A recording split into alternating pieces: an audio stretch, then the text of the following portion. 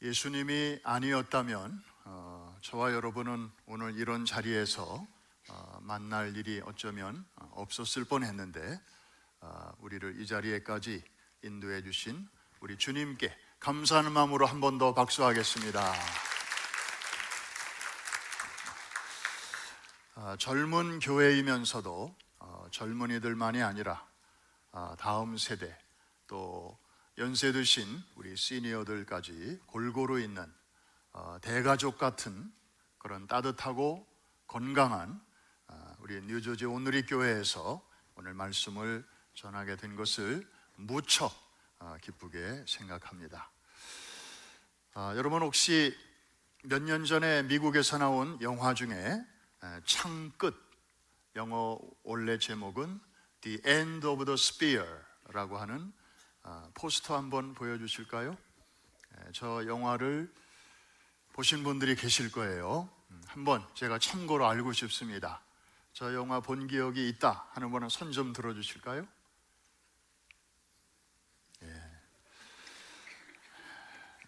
그럴 줄 알았습니다. 왜냐하면 우리 뉴저지 온누리 교회 성도들은 제가 섬기는 프라미스 교회와 공통점이 있어요.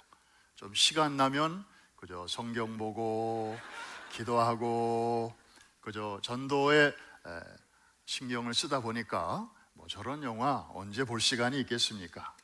제가 여러분들에게 대신 간단한 스토리를 말씀드리면, 때는 바야흐로 1950년대 초반, 남미 에콰도르의 아마존 정글에 사는 와다니라고 하는 부족에게 복음을 전하러 갔던 20대 젊은 30대 초반의 젊은 미국 선교사 5명에 대한 이야기입니다. 다 순교했죠. 그 중에 짐 엘리어트라고 하는 분의 스토리를 중심으로 이제 소개되고 있습니다. 포스터에 보셨다시피 저 와다니라고 하는 부족의 남자들은 하나같이 긴 창을 들고 있습니다. 끝이 뾰족합니다. 낯선 사람을 보면 그 창으로 찔러 죽이거나 아니면 자신이 죽임을 당한다고 생각을 하는, 그래서 이 사람들의 철학은 kill or to be killed, 내가 죽이지 않으면 내가 죽는다, 이런 그 인생관을 가지고 살아가는 매우 호전적이고 사나운 부족이었습니다. 그 영화에 보면 주인공 짐 선교사가 사랑하는 젊은 아내와 또 어린 아들을 베이스 캠프에 남겨두고 이제 친구들과 함께 저 위험한 정글을 향해서 출발하려고 할 때 어린 아들과의 대화 장면이 나옵니다. 아들이 아빠에게 이렇게 묻습니다. 아빠, 와다니 부족들이 달려오면 아빠는 총을 쏠 거야? 아빠는 이렇게 대답합니다. 아들, 우리는 그들에게 총을 쏠 수 없단다. 왜냐하면 그들은 아직 천국에 갈 준비가 안 돼 있거든. 우리는 돼 있지만 말이야. 이렇게 대답을 합니다. 아니나 다를까, 이제 비행기를 타고 그 정글 강변에 착륙한 후에 이제 정글 안으로 들어가려고 준비하고 있을 때 그 와다니 부족의 남자들이 친구들을 보자마자, 이 선교사들을 보자마자 창을 들고 달려오기를 시작합니다. 동료 선교사들이 창에 찔려 한 명씩 강변에 피를 흘리며 쓰러집니다. 그 맑았던 강물은 어느새 핏빛으로 물들어가기 시작합니다. 그 중에 리더처럼 보이는 한 친구가 창을 들고 이제 자신을 향해서 맹렬히 달려오는 모습을 보면서 이 짐 선교사는 생명의 위협을 느낍니다. 비상용 총을 꺼냅니다. 그리고 방아쇠를 당깁니다. 그런데 그 총구는 자신을 향하여 달려오는 그 부족에게 향하지 않고 하늘을 향해 쏘았습니다. 그 순간 결국 그 창의 끝이, 영화 제목처럼 그 창의 끝이 그의 몸을 쑤시고 들어와서 다른 4명의 선교사들과 함께 강변에서 순교의 제물로 바쳐지게 됩니다. 왜 그렇게 했을까요? 왜 총을 쏘되 사람을 향하여 쏘지 않고 하늘을 향하여 쏘았을까요? 얼마 전 아들과 나누었던 대화가 불현듯 생각났을 것입니다. 아빠, 마다니 부족이 공격해오면 아빠는 총을 쏠 건가요? 아빠의 안전을 우려해서 어린 아들이 한 말이었잖아요. 아들, 우리는 그들에게 총을 쏠 수 없단다. 왜냐하면 그들은 아직 천국에 들어갈 준비가 안 돼 있거든. 우리는 준비가 되어 있지만 말이다. 여러분 한번 생각해 보십시다. 창으로 자신을 죽이려고 달려드는 그 남자를 향하여, 그 정글에 사는 부족을 향하여 총을 쏘았다면 자신의 목숨을 구할 수 있었을 것입니다. 그리고 사랑하는 아내와 그리고 어린 아들이 기다리고 있는 베이스 캠프로 안전하게 돌아갈 수 있었을 것입니다. 그러나 짐 선교사는 그렇게 하지 않았습니다. 그렇게 할 수 있었음에도 불구하고 왜 자신이 죽을 거를 뻔히 알면서도 왜 그를 향하여 총을 쏘지 않았을까? 휘튼 대학을 수석으로 졸업하고 얼마든지 미국에서 안락한 목회자의 길을 걸을 수도 있었지만 선교사의 길을 선택한 그는 아마도 그 짧은 시간에 이런 생각을 하지 않았을까요? 내가 만일 총을 쏜다면, 그래서 저 사람이 쓰러지고 내가 산다면 이 정글에 사는 사람들에게 분명히 이 소문이 퍼지게 될 텐데, 선교사라는 자가 와서는 지가 살기 위해서 우리 형제를 죽였다, 이렇게 소문이 퍼질 텐데, 그렇게 되면 나로 인하여 이 마을에 영영 전도의 문이 막히게 되지 않겠는가? 나는 살아서 돌아갈 수 있다지만 내 뒤에 어떤 선교사가 와서 복음을 전한다 할지라도 이 부족들이 과연 그걸 받아들이겠는가? 어쩌면 우리를 대할 때보다 더 혹독하게, 더 강하게 우리를 적대시하지 않겠는가?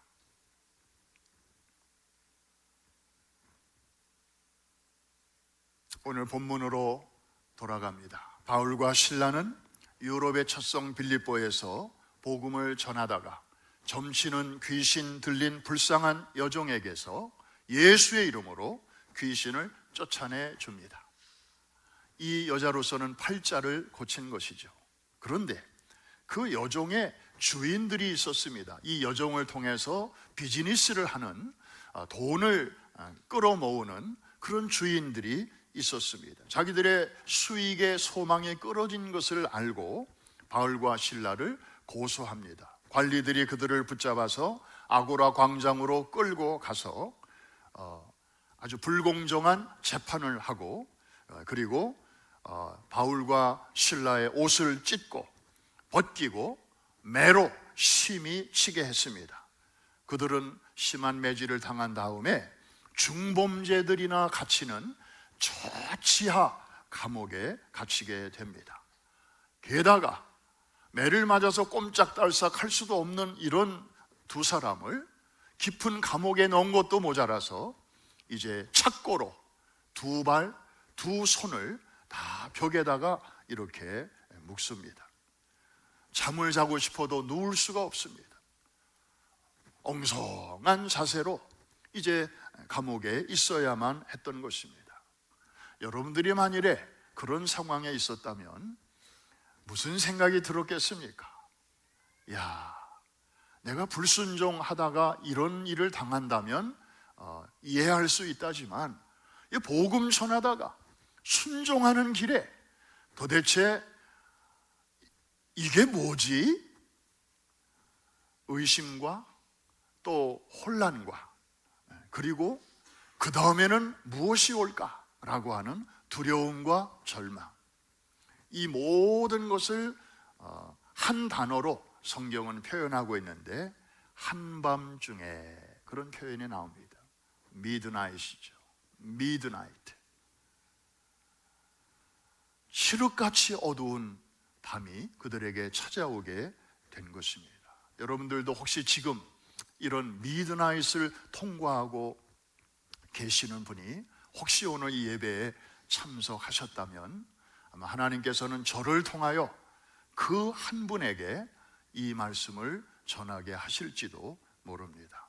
그런데 중요한 것은 다들 그 감옥에 있는 모든 죄수들이 다 이제 잠자는 시간인데, 이 한밤중에 그 고요를 깨는 소리가 들리기 시작합니다. 바로 바울과 실라, 그들이 기도하기를 시작하고, 그것까지는 이해가 되는데 찬미까지 했다 그랬습니다. 여러분, 우리가 힘들 때 기도는 할 수 있잖아요. 하나님, 도대체 이게 뭡니까? 왜 이러십니까? 왜 이런 일이 저에게? 하고 따질 수 있잖아요. 그런데 하나님을 찬양하는 일은 그 미드나잇, 인생의 미드나잇, 그 시간에 과연 가능한가요? 그런데 그들은 기도하고 찬미했어요. 하나님을 높인 거죠. 하나님이 하시는 일은 언제나 선하십니다. 언제나 옳으십니다. 우리가 모를 뿐이지, 나중에 깨닫게 되는 것 뿐이지, 하나님은 절대로 실수가 없으시고 오차가 없으신 분이십니다. 하나님을 철저히 신뢰하면서 찬미하고 기도했는데, 여러분들이 아시는 대로 그 결과 무슨 일이 일어났습니까? 큰 지진이 일어났습니다.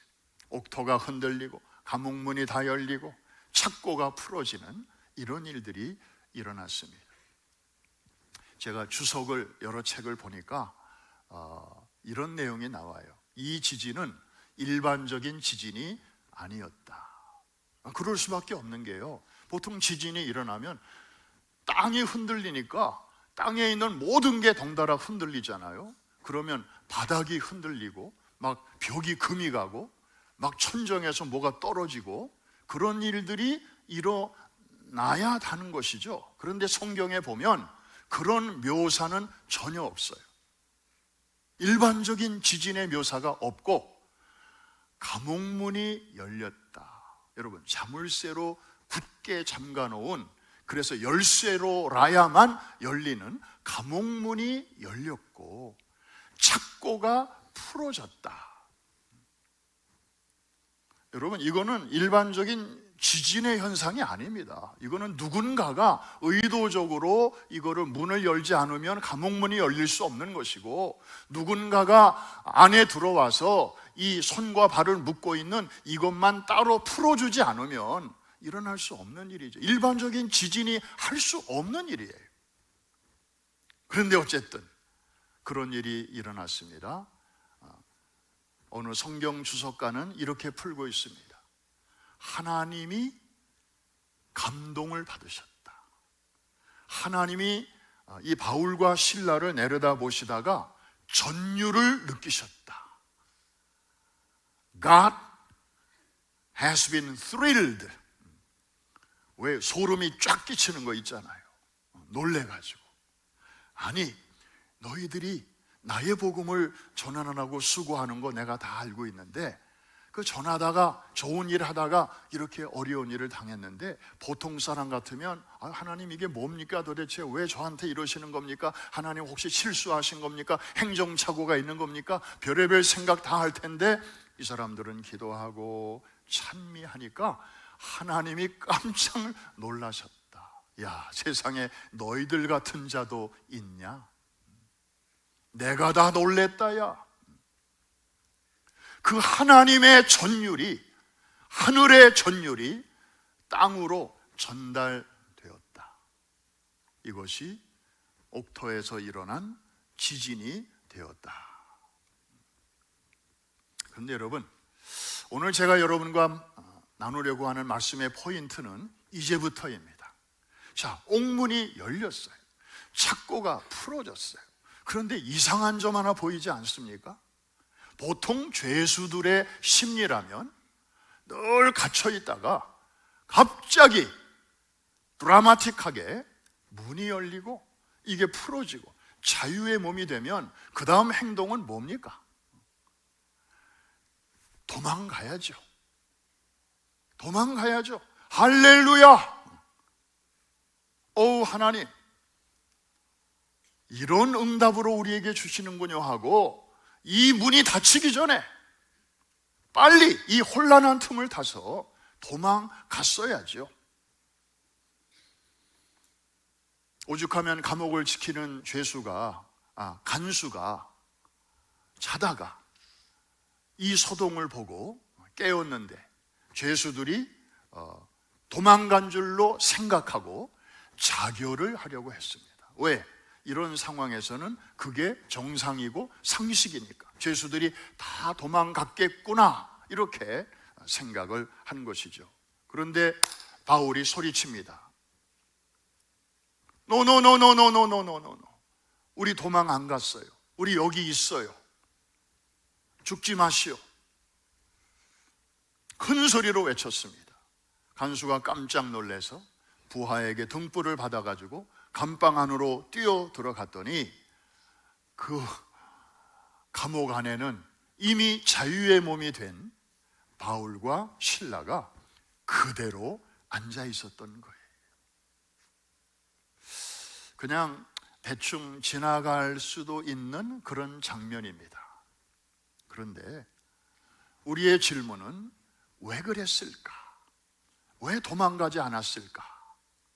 아까 왜 짐 선교사가 총을 쏘되 저 사람을 향하여 쏘지 않고 아무도 없는 하늘을 향하여 쏘았을까라는 그 사건과 한번 연결을 해보자는 것입니다.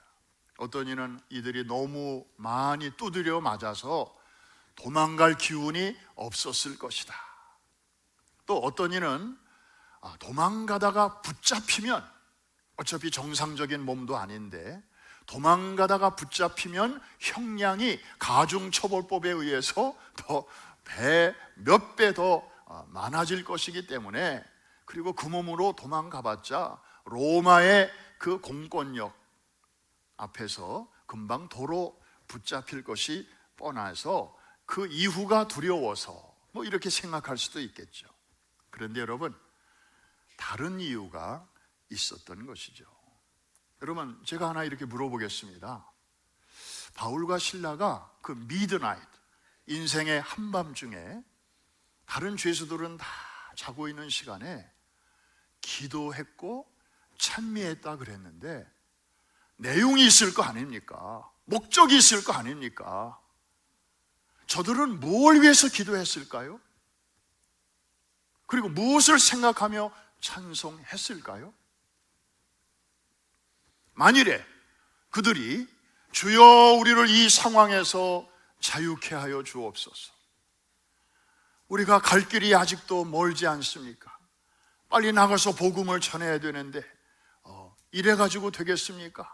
주여, 하나님은 뭐든지 하실 수 있으니 하나님의 방법으로 우리를 이 상황 속에서 자유케 하여 주옵소서, 만일에 오로지 그런 내용으로 기도를 했다면, 지진이 나고 옥문이 열리고 착고가 풀렸으면 여러분 같으면 어떻게 했겠습니까?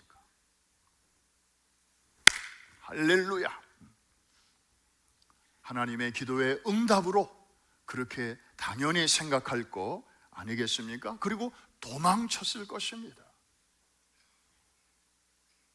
아무런 반응이 없으니까 여러분들이 도대체 이 내용을 잘 따라오고 계신지, 아니면 저 목사는 왜 저렇게 헛소리를 저렇게 강단에서 계속 하나, 제가 조금 궁금하긴 합니다. 저 같으면요 도망쳤을 것 같아요. 빨리 이 생각 저 생각 하다가 하나님이 열어주신 기회 아닌가. 그리고 도망쳐서 내가 내 길을 가겠다는 게 아니고 계속해서 하나님의 복음을 전하려고 하는 거니까 얼마든지 도망을 justify 할 수 있었을 것입니다. 그런데 그들은 그런 자유가 주어졌음에도 불구하고 그 자유를 사용하지 않았어요. 자신들을 위해서. 나중에 알고 보니 누군가를 위하여 그 자유를 사용했던 것입니다. 자신을 위해서가 아니고.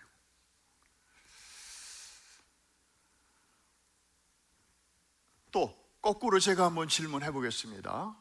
역사에는 만일이라는 게 없다지만 우리가 본문을 이렇게 묵상할 때 한번 내가 그들의 신발을 신어보고 묵상하면 참 그 본문이 이렇게 좀 가까이 올 때가 많이 있잖아요. 만일에 바울과 실라가 이 틈을 이용해서 탈옥에 성공했다면 무슨 일이 그 다음에 일어날까요? 특별히 이 감옥을 지키는 그 예수를 모르는 그 공무원들, 거기서 일하는 자들이 바울과 실라에 대해서 그리고 그들이 전했던 예수의 복음에 대해서 어떤 이미지를 갖게 되었을까요?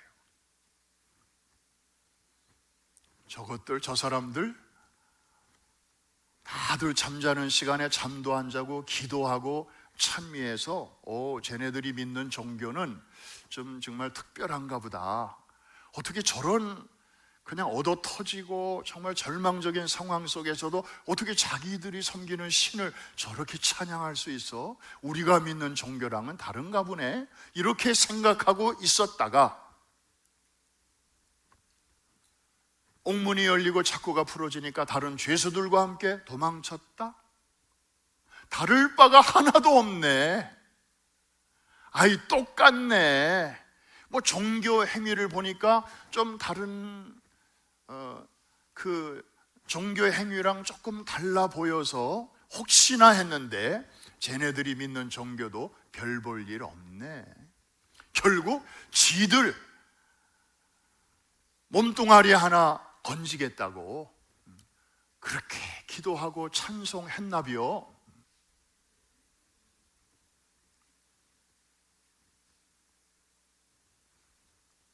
만일에 이들이 그런 생각에 미쳤다면 이 바울과 실라 두 사람을 통해서 적어도 이 감옥에 있는 예수를 모르는 사람들에게는 전도의 문이 막히게 되지 않았겠습니까? 그런데 그들에게 이 감옥의 문이 열렸을 때 그 자리에 있음으로 말미암아 하나님께서는 그 다음에 또 다른 문을 열어주십니다. 그게 바로 전도의 문이었습니다. 아시는 대로 자결하려던 한 사람을 살렸고요, 뿐만 아니라 그의 온 가족이 그날 밤 복음을 듣고 구원받고 세례까지 받았습니다. 그날 밤 하나님은 두 종류의 문을 차례로 열어주신 것입니다. 하나는 감옥문, 사실은 도망갈 수 있는 그런 문이었죠. 또 하나는 전도의 문을 열어주신 것입니다.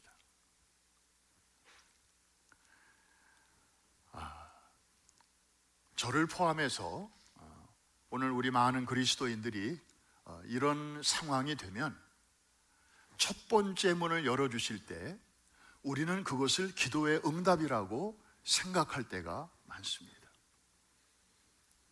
그리고 하나님의 응답은 거기까지라고 생각할 때가 많습니다. 오 하나님, 내가 지금 이렇게 답답했는데, 여기에 묶여 있었는데, 이 문제 때문에 참 힘들었는데 하나님이 이렇게 기적적으로 옥문을 열어주시듯이 착고를 풀어주시듯이 하나님의 방법으로 저를 이렇게 자유케 해주시는군요. 오 할렐루야, 감사합니다. 제가 이 은혜를 간증하며 살겠습니다. 그러면서 우리는 감옥을 나설 것입니다. 우리의 영적 수준이 여기에 머물 때가 참 많습니다. 그런데 바울과 실라는 그 다음까지를 생각하고 있었습니다. 두 번째 문까지 통과했습니다. 그것은 바로 전도의 문이었고 선교의 문이었습니다. 여러분, 아까 그 영화 얘기로 돌아가면 그 이후의 스토리를 아십니까? 짐 선교사와 그 네 친구들이 순교당한 후에 그 젊은 아내들이 그 비보를 듣고 말로 표현할 수 없는 슬픔에 잠겼죠. 그런데 그들은 역시 선교사의 아내들이었습니다. 우리 남편들의 죽음을 헛되게 하지 말자. 이번에는 아내들이 그 정글로 들어갑니다. 다행인 것은 그 와다니 부족들은 여자는 창으로 찔러 죽이지 않았습니다. 그래서 그들은 정글 안으로 들어갈 수 있었고 아이들에게 음식을 만들어서 주고 또 글을 가르쳐주고 노래를 가르쳐 주었습니다. 그러면서 생활 속에서 전도와 선교를 하게 되었습니다. 한 사람씩 한 사람씩 이제 복음을 알게 되었습니다. 많은 젊은이들이 이제 예수 믿게 되면서 그 마을에 교회가 세워지게 되었는데, 짐 엘리어트 선교사를 찔러 죽인, 아까 그 포스터에 나오는 얼굴 크게 나오는 바로 그 장본인이 훗날 회개하고 세례받고 그 마을의 목회자가 되었습니다. 그 세례를 어디서 받았는지 아십니까? 바로 그 강변에서 받았습니다. 자기가 찔러 죽인 그 선교사의 피가 흘려진 그 강물에서 자기가 세례를 받았던 것입니다. 여러분, 짐 엘리어트와 네 선교사들의 그 희생은 헛되지 않았습니다. 얼마든지 자신이 살 수 있는 기회가 있었지만 다음 사람을 위하여, 그리고 그 마을의 전도의 문이 나로 인하여 영영 닫히면 안 된다 라고 하는 그 부담감 때문에 총도 있었고 총알도 있었지만, 마치 하나님, 내 모습 지금 보고 계시지요? 하나님 알고 계시지요? 제 생명은 여기서 끝나지만 하나님의 일은 결코 끝나지 않을 줄로 믿습니다 하고 방아쇠를 당기는 순간 그의 몸은 창끝으로 찔려 쓰러지게 된 것입니다. 항상 하나님의 일을 생각하고, 혹시 나로 인하여, 지금 내 문제로 인하여 전도의 문이 막히지 않을까, 내가 혹시 하나님의 일을 방해하지는 않을까, 내가 바라고 구하고 또 간청하는 그것으로 인하여 오히려 전도의 문이 방해받지는 않을까, 이런 근심 때문에, 이런 걱정 때문에 하나님을 감동시키는 그런 사람, 하나님은 오늘도 그런 사람을 찾고 계십니다. 그런 사람이야말로 하나님의 마음을 전율케 하는, 그래서 그 하나님의 떨림이 이 땅으로까지 이어지게 하는, 소위 능력 있는 하나님의 사람으로 사용해 주실 것입니다. 말씀을 마치면서 여러분들이 연초에 간절히 기도하는 내용들이 있을 것입니다. 또 하나님을 찬양하는 그 동기가 있을 것입니다. 첫 번째 문을 열어주실 때 감사한 일이죠. 나를 얽어매고 있는 건강에 적신호가 왔을 때, 비즈니스에 뜻하지 않은 위기가 왔을 때, 가까운 사람과의 인간관계에서 큰 문제가 생겼을 때 하나님이 첫 번째 문을 열어주실 때가 있습니다. 그럴 때 우리는 감사해야 할 것입니다. 그러나 바로 그 자리에서 우리가 생각해 봐야 할 질문이 있습니다. 이거로 끝나지 않고 이 일을 통해서 참으로 예수 그리스도의 피 묻은 복음이 내 질병으로 인해서, 내 비즈니스의 어려움을 통해서, 그리고 지금 힘든 인간관계를 통해서, 내가 지금 씨름하고 있는 이런 문제들을 통하여 전도의 문이, 선교의 문이 활짝 열려지게 하여 주옵소서. 하나님께서 열어주실 두 번째 문까지 기대하시는 여러분들 되시기를 주의 이름으로 축복합니다. 하나님은 지금 첫 번째 문 열어주시고 두 번째 문 열어주시려고 지금 열쇠로 이렇게 준비하고 계신데, 우리가 첫 번째 문을 하나님이 열어주시는 걸 보고 감사합니다 할렐루야 하고 도망가 버린다면 하나님은 입맛만 쩝 다지실 것이 아니시겠습니까? 우리는 적당한 수준에서 신앙생활 하는 것을 아주 편안하게 생각합니다. 그래서 우리의 신앙생활이 그 이상 앞으로 나아가기가 참 어렵습니다. 새해가 밝았습니다.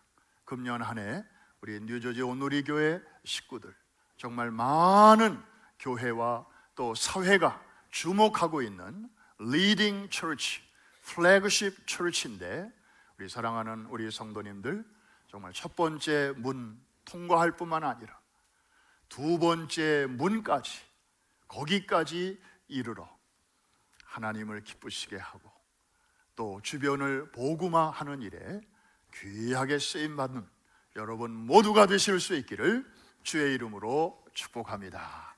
기도합니다. 하나님 아버지, 새해를 주시고 살아있게 하시고 산자의 땅에서 오늘도 예배하게 하심을 감사합니다. 많은 크고 작은 문제들과 우리가 씨름하며 살아갑니다.